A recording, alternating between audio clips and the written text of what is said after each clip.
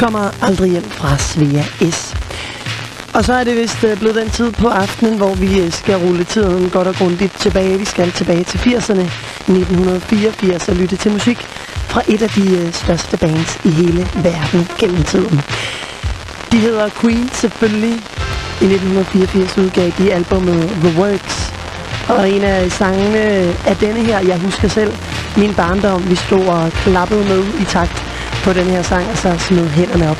En rigtig sportssang, fodboldagtig sang.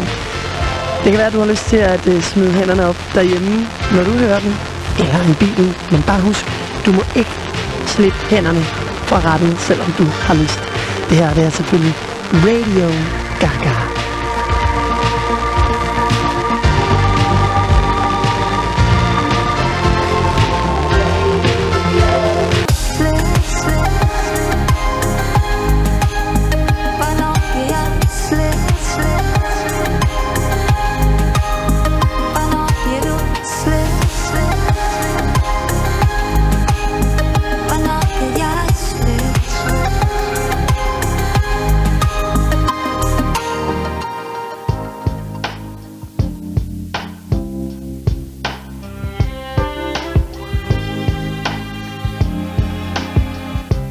You wanna stay with me in the morning,